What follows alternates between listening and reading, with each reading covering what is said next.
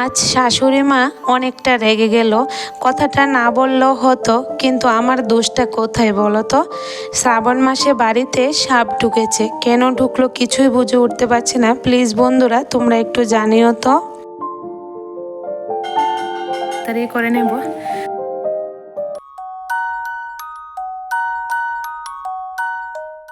রাধে রাধে বন্ধুরা, good morning. কেমন আছো তোমরা সবাই? আশা করি যে যেখানেই আছো ভালো আছো, সুস্থ আছো। আমরাও ভীষণ ভালো আছি। উঠে গেছি একদম সকাল ঘুম থেকে। উঠে তোমাদেরকে সাথে নিয়ে তারপরে কিন্তু আমি সংসারের কাজে ধরছি। তো আমি এদিকে সংসারের কাজগুলি করতে থাকি, তোমরা দেখতে থাকো। আর হ্যাঁ, ভিডিও দেখতে দেখতে তোমাদের কাছে যদি একটু হলেও ভালো লেগে থাকে তাহলে একটা লাইক করে দিও, আর চ্যানেলটাকে সাবস্ক্রাইব করে আমার বন্ধু হয়ে আমার পাশে থেকো। তাহলে যখনই আমি নতুন ভিডিও আপলোড দেব সঙ্গে সঙ্গে কিন্তু তোমাদের কাছে পৌঁছে যাবে। আর হ্যাঁ, কমেন্ট করতে কিন্তু একদমই ভুলো না। কমেন্ট করে অবশ্যই জানিও যে কেমন লাগলো।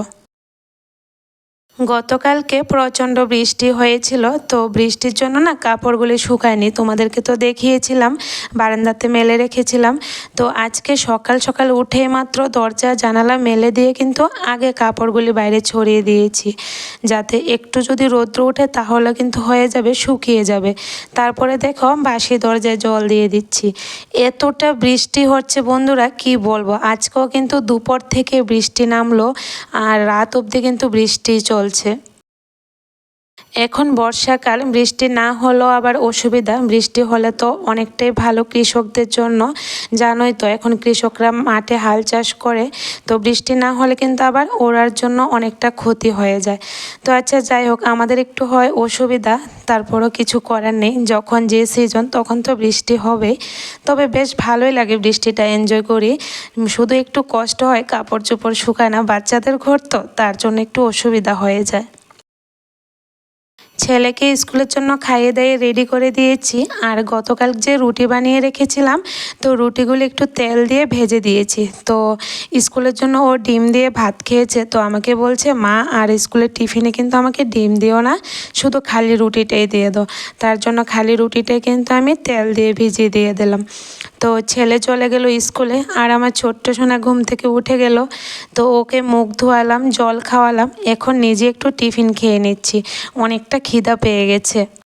গতকাল রাতে ভাত খাইনি, রুটি খেয়েছিলাম, তোমরা তো দেখলেই। তার জন্য সকালবেলা না একটু খিদা পেয়ে যায় খুব তাড়াতাড়ি। আর সকালে উঠে অনেকটা দৌড়াদৌড়ি করে কাজগুলি করি, তার জন্য।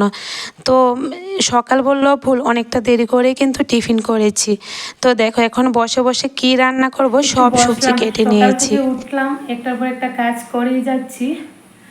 তো মেয়েটা আজকে একটু লেট করে ঘুম থেকে উঠেছে, এখন ওকে টিফিনটা করালাম। আর সবজি কাটা হয়ে গেছে। আজকে বেগুন দিয়ে আলু দিয়ে ডালের বড়া দিয়ে একটা তরকারি রান্না করব, আর মিষ্টি কুমড়োর কাঁকরোল মিলিয়ে ভাজি করব। তো এখন 8:30 বাজে। তো রান্নাটা বসিয়ে দিই, রান্নাটা করে এরপর বাকি কাজকর্ম করব। আর হ্যাঁ, আজকে রান্নাঘরে আলমারিটা একটু পরিষ্কার করব, এতটা মানে এলোমেলো হয়ে আছে, তো ভাবলাম আজকে একটু মুছে পরিষ্কার করব। তো চলো রান্নাটা করি। সকাল থেকে কাজ করতে করতে না তোমাদের সামনে এসে আর কথা বলতে পারছি না, তো এখন ভাবলাম একটু সময় বার করে তোমাদের সাথে কথা বলি। আজকে দেখো একটা ফুটা পড়েছি, এই ফুটাটা, এগুলো জানো তো ঘরে আছে কিন্তু পড়া হয় না, তাই আজকে ভাবলাম একটা ফুটা পরি। কেমন লাগছে দেখো তো। এই ফুটাগুলি না শাড়ির সাথে ভালো লাগে, এমনিতে বাড়ির নাইটি বা ড্রেসের সাথে কিন্তু ভালো লাগে না।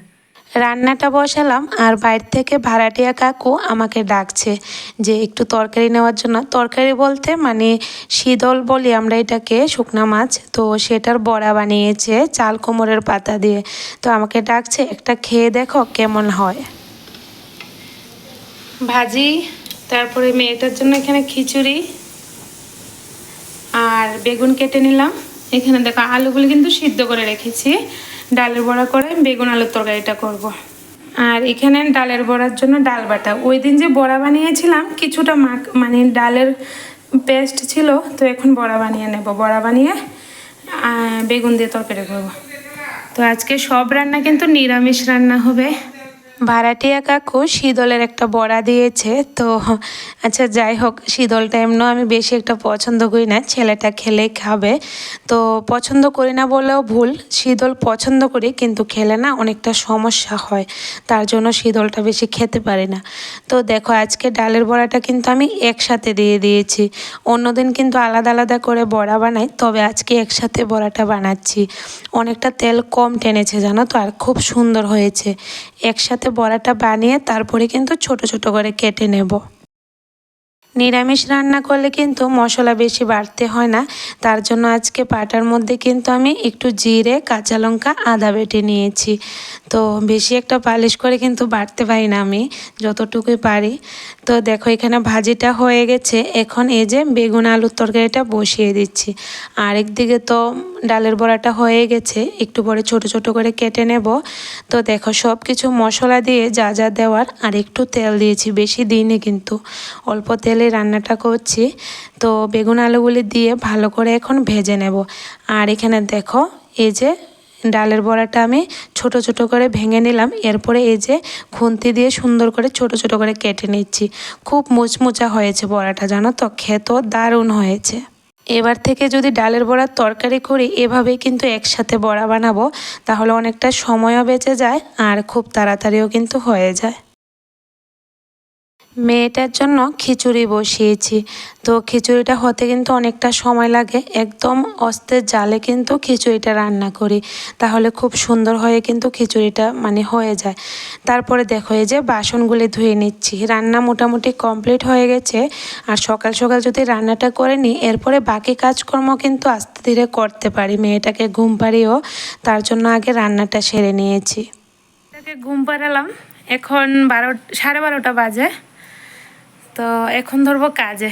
আর দেখো গতকাল যে বৃষ্টি হয়েছিল কাপড়গুলি শুকায়নি, আজকে ঠিক আছে দিনটা মোটামুটি ভালোই আছে, তো শুকিয়ে গেছে।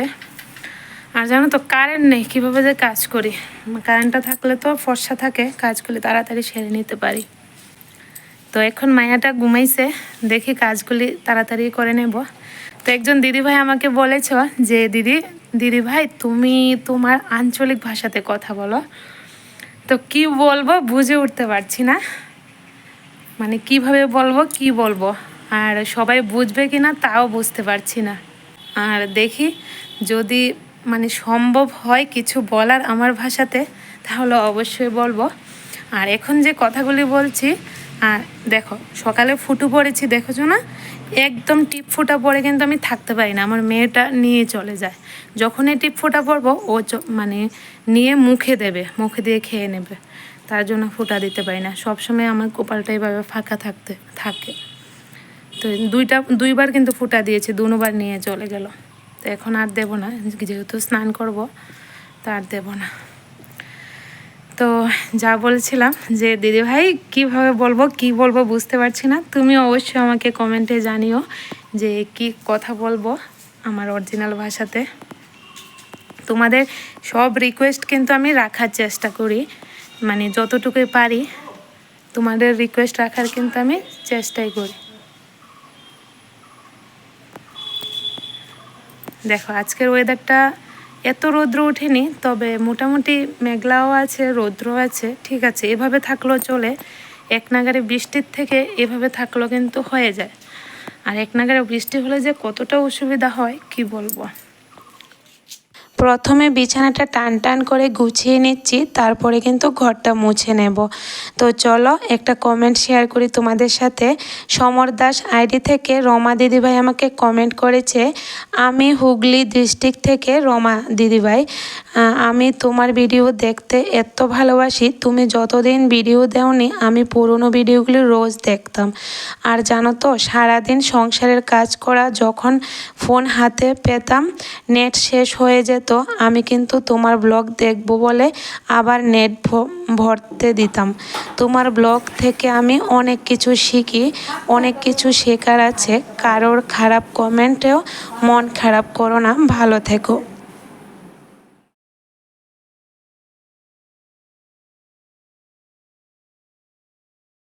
মার সাথে একটু কথা বলে নিলাম, খুব দরকারি কথাই, তো তোমাদেরকেও বলছি একটু পরে। আর হ্যাঁ রমা দিদিভাই, তুমি আমাকে এত সুন্দর একটা কমেন্ট করেছো এত ভালোবাসা দিয়ে, তার জন্য আমি কিন্তু অনেক অনেক কৃতজ্ঞ থাকবো তোমার কাছে। আর হ্যাঁ তুমি যে বললে আমার ভিডিওর অপেক্ষা থাকো, এটা শুনে তো খুব খুশি হলাম।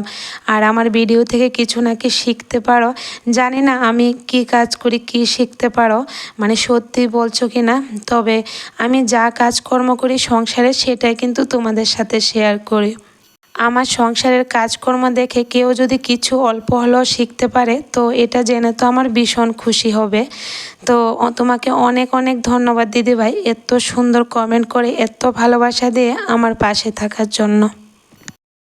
মা আজকে অনেকটা রেগে গেল, তো কথাটা না বললেও হতো আমার, কিন্তু এরপরও আমি বললাম। তো এখন আমার দোষটা কোথায় বলো তো, আমার উপরে রেগে গিয়ে অনেকটা কথা বলছে। কি হয়েছে বলি তোমাদের কারণটা। আসলে গতকাল আমাকে ফোন করেছে আশা থেকে যে আজকে নাকি ফ্রিতে ডাক্তার আসবে, মানে আজকের বারটা কি, আজকের বারটা বুধবার, হ্যাঁ বুধবারে ফ্রিতে ডাক্তার আসবে বাইরে থেকে, তো বয়স্ক মানুষদের দেখবে। তো আমি মাকে বললাম সকালবেলা যে 10টার দিকে চলে যেতে, 10টার দিকে নাকি ডাক্তার বসবে, তো বয়স্ক লোকদের কিন্তু দেখবে, আমাদের নয়। তো মা কিন্তু সকাল সকাল চলে গেল, চলে গিয়ে যে লাইনে ধরেছে, লাইনে থেকে কিন্তু 2টা বেজে গেছে, 2টার সময় ডাক্তার দেখে তারপরে বাড়িতে এসেছে। বাড়িতে আসলো পরে আমি জিজ্ঞেস করলাম যে ডাক্তার কি বলল কি দেখলো, আমাকে বলছে শুধু শুধু গেলাম, এতক্ষণ সময় লাইনে দাঁড়িয়েছিলাম, কিছুই দেখলো না। আমার সমস্যাগুলি বললাম, উনি কিন্তু অনেক রকমের সমস্যা বলেছে, হাঁটু ব্যথা, তারপরে আরও অনেক কিছু। আর জানো তো কী ওষুধ দিয়েছে, 2টা মাত্র প্যারাসিটামল দিয়ে কিন্তু ওনাকে বাড়িতে পাঠিয়ে দিয়েছে। না কোনো টেস্ট করলো, না কিছু ওষুধ দিল, কিছুই দিল না। এতটা সময় লাইনে দাঁড়িয়ে আর কিছু ওষুধ দিল না, একটা মলম পর্যন্ত দিল না, যেহেতু হাঁটু ব্যথা বলেছে তারপরেও কিন্তু একটা মলম দিল না। তো অনেকটা রেগে গিয়েছে, স্বাভাবিক সবারই রাগ উঠবে, এতক্ষণ সময় দাঁড়িয়ে থেকে একটা ওষুধ পর্যন্ত দিল না, 2টা প্যারাসিটামল দিয়ে পাঠিয়ে দিল। বাড়িতে এসে আমাকে বলছে তুমি না বললেই পারতে, শুধু শুধু গিয়ে এতটা পরিশ্রম করলাম। আচ্ছা বলো তো বন্ধুরা, আমার দোষটা কোথায়, আমি তো সত্যিই জানি না এমন করবে যে। শ্রাবণ মাসে বাড়িতে সাপ ঢুকেছে, দেখো দেখতে পাচ্ছ কি না, একদম কালো হয়ে আছে। তো কেন ঢুকলো বুঝতে পারছি না, তোমরা জানিও তো বন্ধুরা। প্রচণ্ড বৃষ্টি হয়েছে, দেখো সব ভিজা। এখন একটু কমছে, মানে দুপুর থেকে কিন্তু বৃষ্টিটা শুরু হয়েছে, যখন ছেলেটা টিউশনে চলে গেল তারপর থেকে বৃষ্টি। জানি না ও কিভাবে আসবে টিউশন থেকে। ছোট্ট শোনা, কি করো মা, কি করো, কি করো তুমি, কাজ করো। ও মা, কেটা দুষ্টামি করছে, শুনু বদ্দা কো বদ্দা স্কুল। কটা কাপড় দেখো ভিজা, এখানে বারান্দাতে মেলে দিয়েছি। না করে আলমারিটা দেখো কি অবস্থা হয়ে আছে, মানে কোন ডিবিটা যে কোনখানে বুঝে উঠতে পারছি না, এতটা এলোমেলো হয়ে আছে দেখো অবস্থা। তো এখন আলমারিটা গুছাবো, আজকে কয়েকদিন ধরে আলমারিটা গুছাবো ভাবছি, তবে আর সময় করে উঠতে পারছি না। তো আজকে যেহেতু একটু সময় আছে হাতে, ভাবছি আলমারিটা দীপক গুগাই আইডি থেকে দীপা বোন আমাকে কমেন্ট করেছে, আপকা হাজব্যান্ড চলা জানে সে আপকা দুঃখ হোতা হে না। আমার হাজব্যান্ড যেহেতু চাকরি করে, ওকে ওর ডিউটির জন্য তো যেতেই হবে বলো, আমি যদি দুঃখ পাই তাহলে কি ওর থাকতে পারবে। আর এটা একদম মানে সত্যি কথা, আমার কিন্তু একটুকু কষ্ট হয় না, কারণ আমি মনে করি আগে ডিউটিটা আমিও দেখবে, আমি কিন্তু যতই কাজ করি না কেন আমার সংসারের কাজ বলো, বাচ্চাদের ডিউটি সব কিছু কিন্তু আমি টাইমে শেষ করি। তো আমি মনে করি আগে ডিউটি তারপরে অন্য কিছু। এমনিতে ও যদি বাড়িতে থাকে তাহলে আমার অনেকটা হেল্প হয়, মেয়েটাকেও রাখতে পারে বা অন্য কাজকর্ম হেল্প হয়। তবে কিছু করার নেই, যেহেতু চাকরি করে বাইরে তো থাকতেই হবে বলো। আর ঘরের পুরুষরা যদি ইনকাম না করে তাহলেও দেখতে ভালো লাগে না, ঘরে বসে বসে যদি থাকে তাহলে তখন হয়তো দুঃখ পেতাম, ভালো লাগতো না। কিন্তু এখন তো ও চাকরির ক্ষেত্রে বাইরে আছে, তার জন্য আমার একটুকু কষ্ট হয় না, উল্টা আরও আমার প্রাউড ফিল হয় যে আমার হাজব্যান্ড বাইরে থেকে চাকরি করছে, আবার সপ্তাহে 2 দিন কিন্তু বাড়িতেও আসে। আলমারিটা কি সুন্দর করে গুছিয়েছি দেখলে তো, অনেকটা পরিশ্রম হয়ে গেছি গোছাতে গোছাতে। তোমাদের সাথে তো একটু সময় শেয়ার করেছি, একটু সময়ের মধ্যে গুছিয়ে নিলাম, তবে আমার কিন্তু অনেকটা সময় লেগে গেছে। আচ্ছা যাই হোক, চলো এখানে দেখো আলমারি গুছিয়ে এখন যে কৌটোগুলি বের হয়েছে, মানে এগুলা সব ধুয়ে এখন এই যে ঝুড়িটাতে রেখে দেব। আগামীকাল রোদে বের করে শুকিয়ে তারপরে গুছিয়ে রাখবো, এগুলো আজকে আর লাগবে না। তো অনেকটা জায়গা কিন্তু ফাঁকা হয়েছে আলমারিটার মধ্যে। সংসারের মধ্যে যে টুকিটাকি কত ধরনের কাজ থাকে কি বলবো, একটার পর একটা কাজ কিন্তু রেডি হয়ে থাকে। তো আলমারি গুছালাম, ঘরের মধ্যে টুকটাক নোংরা পড়েছে, এখন আবার রান্নাঘরটাও ভালো করে ঝাড় দিয়ে দিচ্ছি। তো সন্ধে হয়ে এসেছে কিন্তু প্রায়, ছেলেটা এখন অবধি আসেনি টিউশন থেকে, তো ও এসে সন্ধ্যাবাতি লাগাবে। আমি কিন্তু দুপুরের পূজাটা দিই, তবে সন্ধ্যাবাতিটা কিন্তু আমার ছেলেই সবসময় দেয়, আমি এমনিতে বাইরে থেকে দাঁড়িয়ে উলুটা দিয়ে দিই। তো সন্ধ্যাটা আমার ছেলেই লাগায়। ছেলে হয়েছে তো কি হয়েছে, আমি মনে করি ঘরের পুজো দেওয়াও ছেলেদেরও উচিত, আর শেখারও অনেকটা প্রয়োজন। তার জন্য ওকে দিয়ে কিন্তু আমি মাঝে মধ্যে ঠাকুরের পুজোটা দেওয়াই। আবার যখন আমার ছোট্ট সোনাটা বড় হয়ে যাবে তখন কিন্তু ও আবার দেবে। তো দেখো এখানে সব কটা জলের বোতল ভরে নিলাম, তারপরে ফিল্টারে জল দিলাম। এখন এই যে মেয়েটাকে টিফিন করাতে বসলাম, ওকে টিফিন খাইয়ে কিন্তু তারপরে আমরা টিফিন করব। কলাগুলি এনেছে, অনেকটা দিন হয়ে গেছে, নষ্ট হয়ে যাচ্ছে। আর চাপা কলা যেহেতু আমি আবার খেতে পারি না, তো বৃষ্টির জন্য মেয়েটাকেও বেশি খাওয়াতে পারছি না। আর আমার ছেলে তো টিফিন খাওয়ার সময় নেই, কখন আর খাবে। তো আজকে দেখো একটু পাতলা চিড়ে দিয়ে কলা বেশি করে দিয়ে দুধ দিয়ে ছেলেকে টিফিনটা খাইয়ে দিচ্ছি। ও কিন্তু একদমই পছন্দ করে না, তারপর আমি জোর করে খাইয়ে দিচ্ছি। ছেলেকে খাইয়ে দিলাম, ওকে বললাম পড়াত বসতে, এখন আমি একটু টিফিন খেয়ে নেব। আজকে টিফিন খাচ্ছি চিড়ে দিয়ে, কলা দিয়ে, দুধ দিয়ে। তো এভাবে খেতে কিন্তু বেশ ভালোই লাগে। চাপা কলা দিয়ে টিফিন জানো তো আমি খেতে পারি না, তারপরও আজকে একটু খেলাম। খাওয়ার পর আমার এতটা অ্যাসিডিটি হয়েছে, অনেকটা কষ্ট পেয়েছি। আর বন্ধুরা তোমরা জানিও তো, শ্রাবণ মাসে যে বাড়িতে সাপ এসেছে, মনসা মায়েরও মাস এটা, আবার বাবা মহাদেবেরও মাস। তো কেন এসেছে তোমরা অবশ্যই জানিও। আমার কিন্তু অনেকটা ভয় লেগেছে, অনেকটা সময় কিন্তু থেকেছে সাপটা। ছেলেকে এখন পড়াতে বসালাম। তো চলো বন্ধুরা, আজকের ভিডিওটা এখানেই শেষ করি। Good night.